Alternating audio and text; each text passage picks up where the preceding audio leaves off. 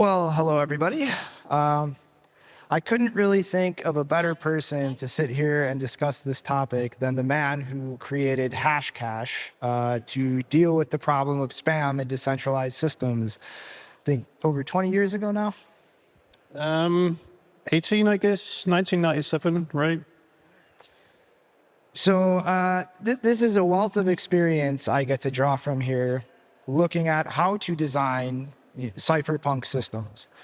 And I think just before I pass the mic over to Adam, I think focusing on the chief goal of doing so is creating a system that can survive in adversarial conditions, where the environment that it's operating in is inherently antagonistic or hostile towards it.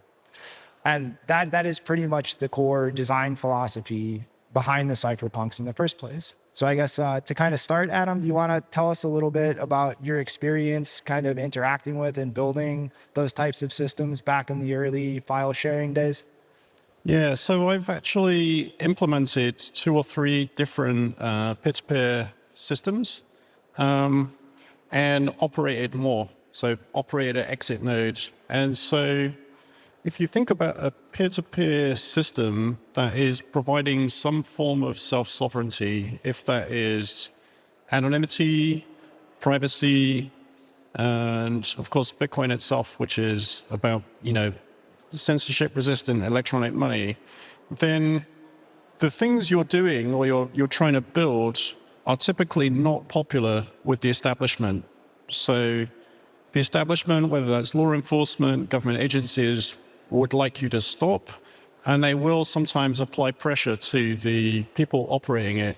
And so that was the case with anonymous remailers, which is a way to get privacy for email so that the recipient can't tell who sent it, and it gets relayed through multiple nodes, and the nodes are operated by volunteers. So I think the thing people are losing track of with Bitcoin is that Bitcoin is a peer-to-peer system, and peer-to-peer systems don't exist unless volunteers run them.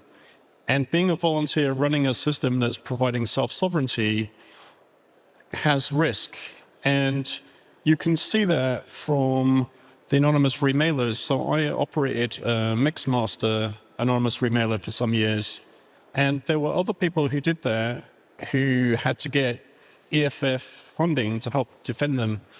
Now, in my case, I was a bit tactical, so I did run an exit node. So the exit node is where you have the risk. If you operate a middle node, you will never send data directly to a user. You'll always go through an exit node. So I figured, well, if you're going to try and contribute to the availability of this service, you're providing better value if you operate an exit node. Of course, that's where the risk is. And so I took some defenses. I ran the remailer in another country, in Switzerland, and I rented a shell account from a cypherpunk who had a small ISP. And, I let it run until there was a problem. And, after some years, the Swiss Federal Police turned up at the guy's workplace and asked him about, I presume, something that was sent through it, which they didn't like. And so, I shut it down after that. But in the intervening 3 years, I provided service, and there were no logs. He could look at that because it was his ISP. He could look inside the shell account. Of course, there are no logs. So presumably they decided it's not worth taking further and try to get, to take it international to try and reach the owner of the shell account. So, and many peer-to-peer file systems are like that. So actually operating that remailer was how I came to develop Hashcash, because people would spam through the remailer, and remailer was an access point to another distributed system, which is Usenet discussion forums. So there are thousands and thousands of nodes that hold all of the discussions, and the messages are flood-filled through it. So it has some, if you combine the remailers with the Usenet, you have an anonymous way to have a discussion. And of course, it's a freewheeling Wild West, right? So people are going to say all kinds of things. They would post actually ripped movies in chunks in those. So it's used for all kinds of things. I'm sure some of them were not particularly legal. And I think it's the same for Tor, which is obviously well known and still around today, that running a Tor exit node. So with all of these things, and the same for peer-to-peer file sharing. So at the time, BitTorrent, Kazaa, eDonkey, there were many peer-to-peer file systems. And the establishment and the content distribution companies and lobby groups didn't like the fact that people were ripping content. And so they would try to work to prosecute random peer-to-peer file sharing users and try to make an example of them to scare other people off from doing it. So even running a peer-to-peer file sharing was risky. And who knows, nobody's looking particularly to see everything that's on this node, right? So I think, in that context, what you're looking to do is to provide a system that does something that the establishment doesn't want. Obviously, it involves some degree of risk and volunteers operating nodes. In a Bitcoin case, it's been around for a lot of years. It has, many companies. It has a degree of regulatory support and some bigger companies involved now. But of course, there are also countries which outlawed Bitcoin from time to time, and presumably some which currently outlaw Bitcoin or various parts of Bitcoin. Yeah, and it's just like to look at the Tor example, that is a really existential risk. Like, it is widely depended on by human rights activists, protesters, people just generally, despised or viewed poorly by their government. And it is purely altruistic. Like, at least with a system like Bitcoin, in many different components of the system, there is an economic benefit or gain that you can realize through participating in the system in different ways. Like, Tor is literally pure altruism. And I think, I want to say it was 5 or 6 years ago, or maybe a little longer, there was actually a big push in the United States for public libraries to spin up and run Tor exit nodes, just under the thesis of that this is a public institution. They're providing just an information-based free service. Like, it's going to be a lot harder to go after somebody like your local library versus a random person that you can, paint in a certain way or craft a bad perception of. And that entire project essentially fell apart just because of the preemptive fear mongering and the let's look at the risks or the problems this could cause. But like, Tor is still this massive, privacy network that millions of people depend on, whether on a constant basis, whether situationally. And that system needs to exist in the context of, I am the government. I would do everything I can to stomp this out of existence. If I could snap my finger like that and make it go away, I would.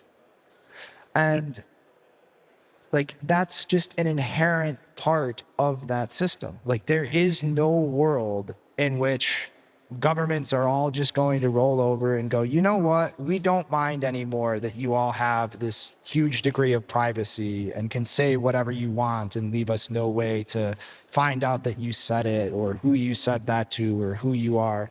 Like, that's not going to happen.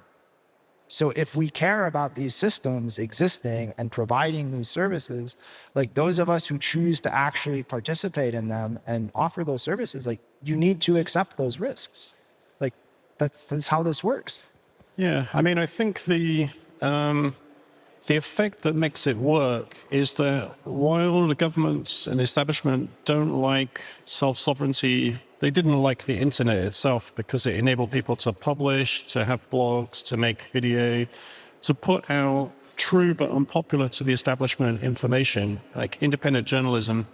I think the thing that made that hard, makes it practically hard to stop peer-to-peer file sharing systems is the sheer number of people using them, and the fact that people can use them somewhat anonymously, and that society evolves. And if the average person thinks it's their right, that they want to use it, they don't see that they're doing anything wrong.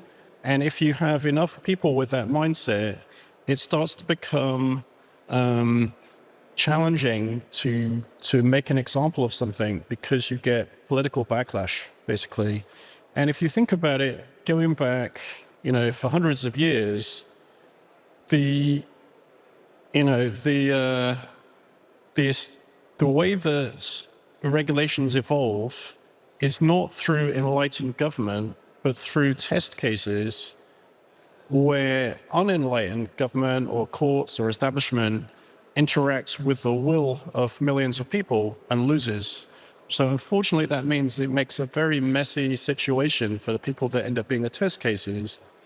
But it does mean that many of the kind of legal precedents that protects the individual in file sharing systems, in peer-to-peer systems, in internet use, for example, precedents that protect you from being held responsible for the contents of browser caches or things that can get illegal data pushed into them without your intent, or your mailbox, because people can spam you. You don't look at all the messages. You don't look in the spam mailbox. So there's a lot of common sense legal precedents in many countries that have been, achieved through the hard efforts of, EFF and other, individual rights organizations funding and helping to protect rights online. And so, I think that for Bitcoin, there isn't really much to worry about because, at least on the spam side of things, because it's not, unlike a browser or an email client, it has no concept of file formats, of being a file transfer network, of image formats. It doesn't know about any of that. It has no hooks. And it doesn't even have separate files, right? It has large proprietary or custom database file formats. So it's actually basically takes a programmer and a third-party indexing service to even find and know what data to use to put into some custom programming to even extract the data. So I think, Sasha Hodder posted a video comment recently to sort of highlight all these things, and she's a Bitcoin lawyer, a lawyer in this space, to say that it's, there's not really any risk associated with that practically. So I think, of course, everybody dislikes spam, with the exception, of course, of the spammers and the people that are speculating on NFTs. But really the question is, with spam on Bitcoin, what could we do to protect against it? Now, I think, interestingly, Bitcoin is better protected than any other protocol against spam generally because it has a limited block size. There's no limit on your inbox of how much email you can receive. So limited block size, proof of work to create cost, and market fees. So if there's a lot of demand for block space from transactors, the fees will go up. And bear in mind that the average image size that has been spammed into the Bitcoin chain over the last 2.5 years is about 10 kilobytes. And that is sort of 40 to 50 times bigger than a typical transaction. So clearly transactions are going to win in any kind of bidding war because the periods of spam being sent in the Bitcoin chain, which has been going on for a decade or more, they fade out. All of the people that speculate and lose the money, the phase dies out, and then you get some kind of lower fee environment, which is kind of what we're seeing now.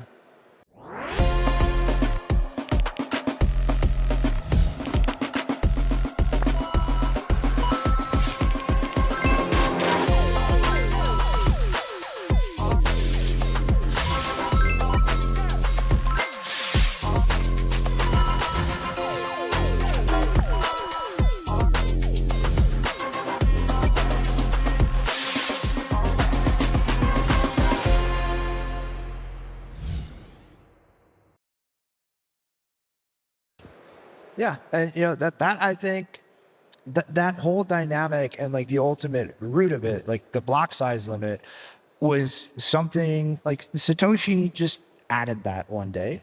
But the reason that we chose as users and people operating the network to keep it was as that kind of self-adjusting system like this.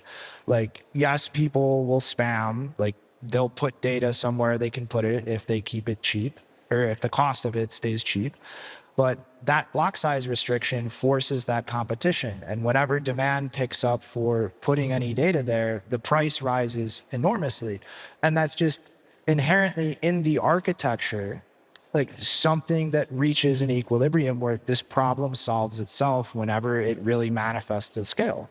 And that's a core, design philosophy behind Bitcoin. Like, yes, this problem might come at it every once in a while, but over time, that equilibrium will be reached and it will peter out. Like the system will just continue functioning without the vital services like liveness, confirmation, availability ever actually being compromised, just through that design choice and how that inherently plays out with users interacting with it. And I think the other thing that people will do when they're thinking about spam is they will use the email spam phenomena for inspiration or for analogies, which is to say that email clients and sometimes like web-hosted mail like Gmail and Hotmail have a spam folder, and they have some heuristic that tries to recognize spam. And now, where Bitcoin is not as easily able to deal with this is, well, firstly, Bitcoin is not aware of the content, right? Because it's not in the business of it's in the business of transacting, not in relaying or making available files. It's not a file sharing network. So it simply doesn't have the tooling to look for or look at these things.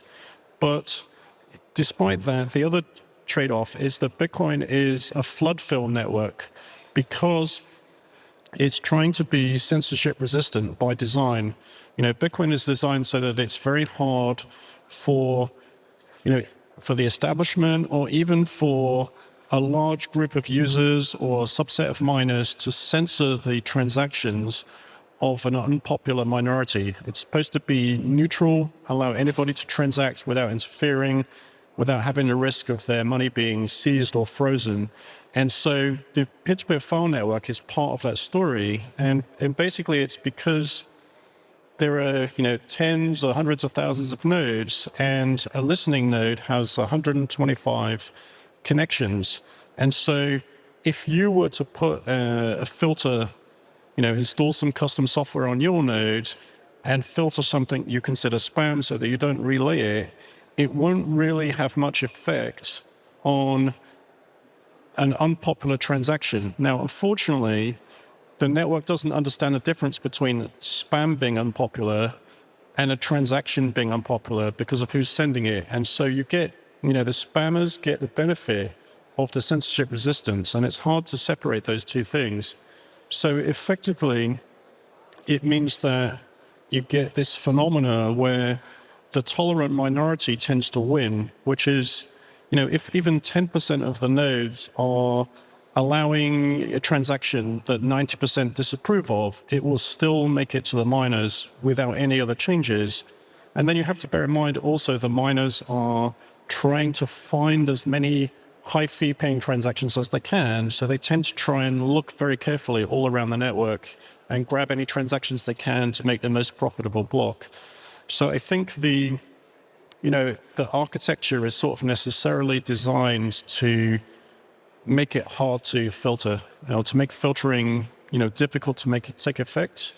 And then another topic that has arisen is Bitcoin has a kind of domain-specific programming language, Bitcoin script, which is the way that you can use Bitcoin. So every time you spend a Bitcoin, you're using a very small program to evaluate whether you have the authority to spend the coin or not. But this same programming language is what enables multi-sig, it enables Lightning, it enables Arc, it enables Fedimint, it enables all kinds of layer 2 things, and potentially more ambitious things like BitVM, which can do some quite surprising things with Bitcoin script. Now, one of the intuitions people have had, this is a bit more on the technical side, for how to fight back against spam, is they look at where is the spam encoded. Now, unfortunately, the spam is actually encoded in the spending script. mostly, because it's a little bit cheaper than doing it in other parts of the blockchain. And so it's using a particular construct. It's got an if statement, it's got a zero, it's got push data. And so their intuition is, well, let's change the language so they can't do that. But I think that's misguided, because if statements are, in basically every programming language typically has some kind of conditional if statement. The if statement has been there since January 2009. It was kind of one of the original programming things, and it's actually generated by a lot of different software in the Bitcoin system, like Miniscript, which is a way to write kind of more complicated spending conditions in a higher level language and have them be compiled into Bitcoin script. So particularly kind of time lock, multi-sig, inheritance, pre-signed transactions, those kinds of things will tend to produce if statements. So we really can't encourage, I think it's quite unrealistic to say, let's delete the if statement from the Bitcoin language. It won't stop the spam, and it will unnecessarily complicate lots of different use cases. Yeah, I mean, it's kind of hit the point where, like, they've, like, people making these arguments are ignoring the self-regulating fee dynamic, like that competitive advantage that non-spam transactions have against spam, and are essentially pushing in the direction of crippling Bitcoin's functionality itself as a path or a way to stop the spam, so to say. But in reality, it's like Adam said, it will not do that. And all it will do is make Bitcoin less and less functional, less and less useful in the process of trying to do this thing. And at the end of the day, like, as absurd as it would be, you could rip out pretty much every part of Bitcoin except the pieces of this language that just check a cryptographic signature or allow you to include a public key. And that alone is still enough to include arbitrary data on chain. Like, there is no test in Bitcoin script to see if this public key is something that anyone can sign for. It's just a blank data field that you can put in whatever you want. Like, it just has to fit the size constraints. Yeah, I mean, I think the Bitcoin system, in terms of the changes that have been made over time, like the introduction of Taproot, the introduction of SegWit, introduction of some other opcodes over the years, like other mission critical systems, like flight control systems in medical equipment that could, if it misfired, could deliver a lethal dose or something. These kinds of equipment, they are, mission critical. People will die or people will lose a lot of money if something goes wrong. And when there's a change proposed to them, the people that are working on the engineering and the products for them will be extremely cautious about how to do that. And that is the case for Bitcoin. Bitcoin is one of the most mission critical, highest assurance pieces of software, even probably above flight control systems at this point. And so, it's to have a change, people want a specification for the change and a problem statement. Like, what does this change supposed to achieve, and how is it specified, and what do you expect it to do? And unfortunately, all of the ideas so far put forward to add friction to spam just clearly fail immediately. And by that I mean, for example, so Shinobi said, if you delete the if statement, or even if you delete everything, I mean, that's a pretty extreme case, but it shows you that for each thing you might delete, if you delete the if statement, is that going to prevent or even slow down spam? And the answer is, if anybody's familiar with general programming languages, would be, well, no, I could do it without an if statement. I could just do this. And they say, well, we'll ban that. And so the turnaround time from, somebody proposing a workaround to demonstrating that it doesn't work is seconds. A programmer can immediately answer, that won't work because I could do this. And you can go backwards and forwards like this. And where you end up with is deleting the script system. And as Shinobi just pointed out, even if you delete the script system, there are still ways they can spam, which have been used in the past. Before Taproot, before Segwit, before 2017, there was spam in the blockchain for basically since inception.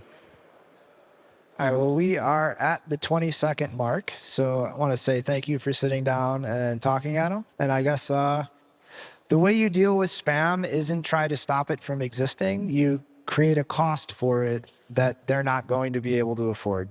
But thank you, everybody. I think in summary that, everybody dislikes spam, but to do something about it, Bitcoin already has dynamic fees, so it's better protected than most other internet protocols. And, anything that we do has to be measured to see if it works. Unfortunately, it doesn't look like there's anything easy to do. So people are kind of criticizing the approach, but the people doing the spamming and the people buying the speculative assets are being very quiet and not taking the criticism where they are actually the cause of the problem. Thank you, everybody.